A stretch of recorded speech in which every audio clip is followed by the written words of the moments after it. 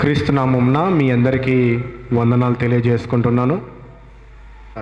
అలాగూ అపోస్తలుడైన పేతురు వెళ్ళాడు, ఇదంతా చేస్తూ వస్తున్నాడు. తిరిగి యెరూషలేము పట్టణానికి వచ్చాడు. వచ్చిన తరువాత ఏం జరిగిందంటే, సున్నతి పొందిన వారు ఉన్నారు అక్కడ. అంటే ఇంకా ధర్మశాస్త్ర సంబంధులుగానే, ధర్మశాస్త్ర సంబంధమైన ఆలోచనలతోనే ఉన్నారు. అవును, ధర్మశాస్త్రం కొట్టివేయబడింది కదా, క్రీస్తు నిబంధనలోకి మనం వచ్చాం కదా, ఇక మీదట మనము ఆ సిలువ వేయబడిన ఆ ధర్మశాస్త్రానికి బద్దులం కాదు. ఏమంటాడంటే పౌలు, ఇదిగో యేసు క్రీస్తు వారు ధర్మశాస్త్రాన్ని సిలువలో మేకులు కొట్టేశాడు, ఇంక అయిపోయి దాన్ని కొట్టేసేసాడు. తర్వాత ఏం చేశాడంట? నూతన నిబంధనను తీసుకొచ్చాడు. అవునా కదా? క్రొత్త నిబంధనను తీసుకొచ్చాడు. క్రొత్త నిబంధన సంబంధులు ఏ విధంగా ఉండాలనే గ్రహింపు ఇంకా రాలేదు వాళ్ళకప్పుడు.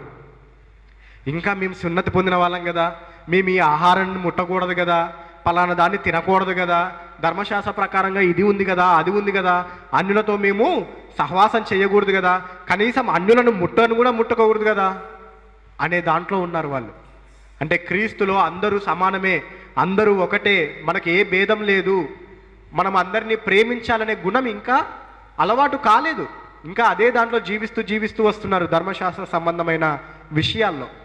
కాబట్టి పేతురు ఈ విధంగా రాగానే వాళ్ళు మనసులో పెట్టుకుని ఉన్నారు, అడగాలి. ఏమని అడగాలి? సున్నతి పొందని వారి దగ్గరికి నువ్వెందుకు వెళ్ళావు? అన్యుని దగ్గరికి ఎందుకు వెళ్ళావు? ఫస్ట్ వాళ్ళ ఇంట్లో ఎందుకు కూర్చున్నావు? వాళ్ళతో కలిసి ఎందుకు భోజనం చేసావు? అంటే నీకు తెలీదా? అన్యునితో సహవాసం చేయకూడదు, అన్యుని ముట్టుకోకూడదు, అన్యునితో భోజనం చేయకూడదు, అసలు అన్యుని దగ్గరికే వెళ్ళకూడదని నీకు తెలీదా అని అడగాలని మనసులో పెట్టుకున్నది పేతురు యెరూషలేములోనికి రాగానే వచ్చి అడుగుతా ఉన్నారు. వాదం పెట్టుకున్నారంట, గొడవ పెట్టుకోవాలని ట్రై చేస్తూ ఉన్నారు. ఏంటో చూద్దాం అక్కడ. నీవు సున్నతి పొందని వారి యొద్దకు పోయి వారితో కూడా భోజనం చేసితివని అతనితో వాదము పెట్టుకునిరి. ఎవరు? సున్నతి పొందినవారు.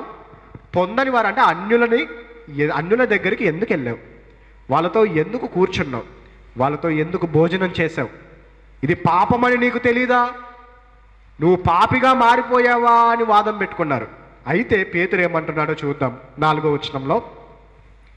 అందుకు పేతురు మొదటి నుండి వరుసగా వారికి ఆ సంగతి ఇలాగ వివరించి చెప్పాను. పేతురు కూడా ఏమంటున్నాడంటే, అవునులే అయ్యా, దేవుడు ఈ విధంగా సంకల్పించాడు, నేనేం చేస్తాను. ఇక్కడ మనం చదివితే మనకు అది అర్థమవుతుంది. అందరూ సమానులే కదా, మనం ఎందుకు ఒకరిని ద్వేషించాలి? యేసుక్రీస్తు వారు అందరినీ ప్రేమించమనే కదా చెప్పింది, నీ శత్రువును ప్రేమించు అనే కదా చెప్పింది అని అనట్లేదు. ఇక్కడ ఏం చెప్తున్నాడో చూస్తే మనకు అర్థమవుతుంది. అందుకు పేతురు మొదటి నుండి వరుసగా వారికి సంగతులు ఇలాగ వివరించి చెప్పాను.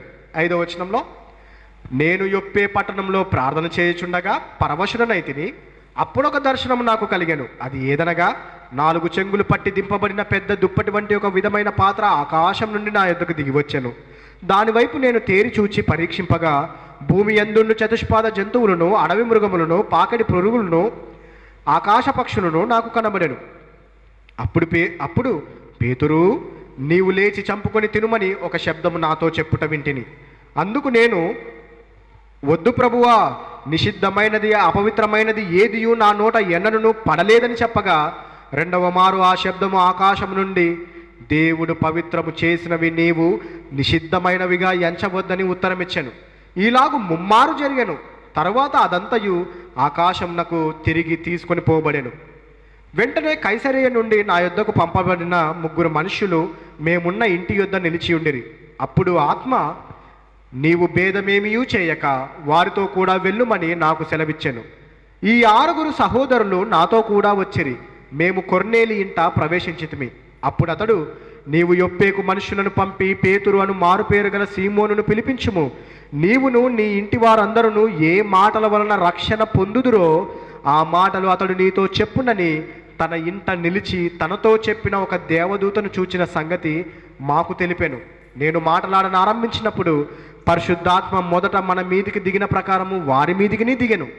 అప్పుడు యోహాను నీళ్లతో బాప్తిస్మం ఇచ్చెను గాని మీరు పరిశుద్ధాత్మలో బాప్తిస్మం పొందుదురని ప్రభువు చెప్పిన మాట నేను జ్ఞాపకం చేసుకుంటుని.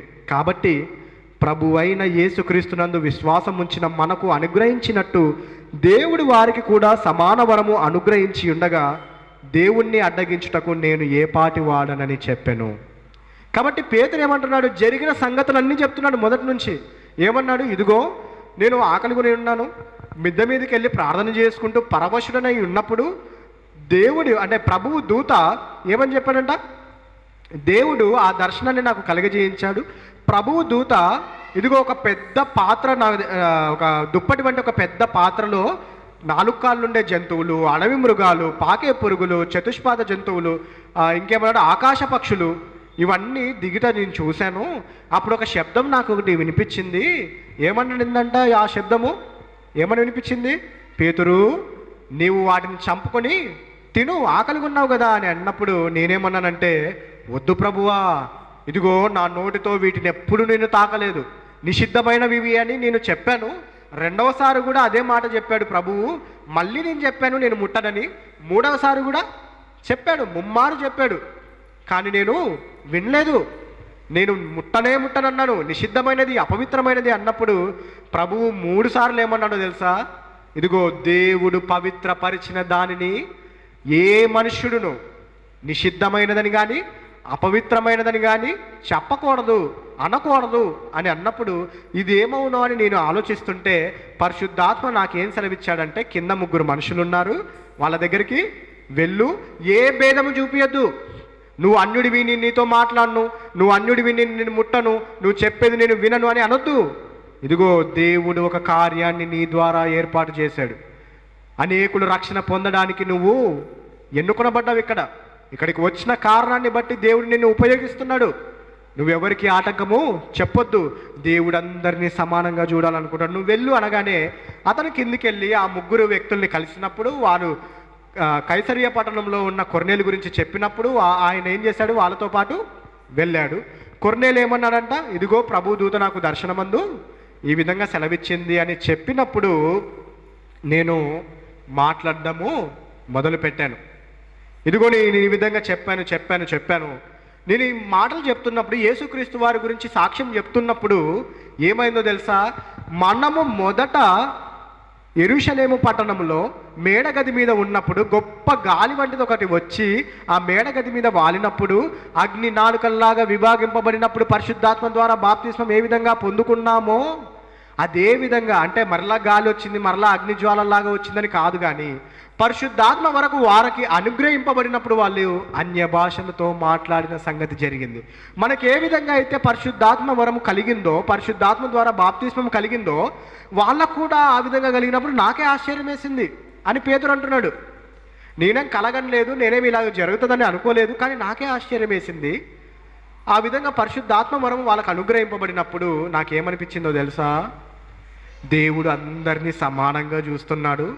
మనతో పాటు సమానమైన వరము, మనకి ఏ విధమైన పరిశుద్ధాత్మ వరము అనుగ్రహింపబడిందో వాళ్ళకు కూడా అదే విధంగా పరిశుద్ధాత్మ వరం అనుగ్రహింపబడింది. అంటే వాళ్ళకి మనకు తేడా లేదు.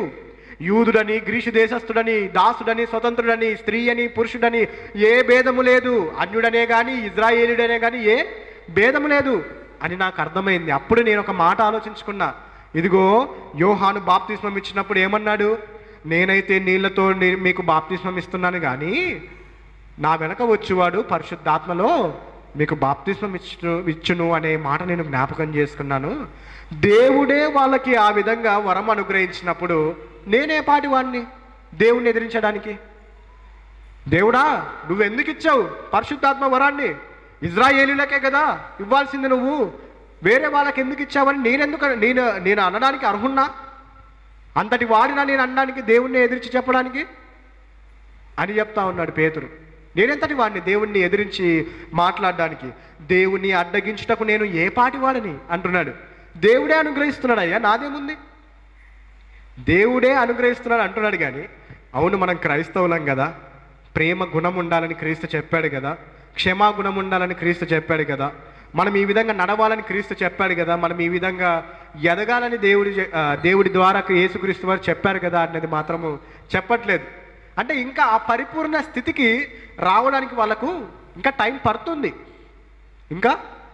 పడుతుంది. ఎందుకంటే అప్పటికప్పుడే నిబంధన మారిపోయింది, కొత్త రూల్స్ వచ్చాయి, కొత్తగా పాటించాల్సింది వచ్చింది, పాతది వదిలివేయాల్సి వచ్చింది.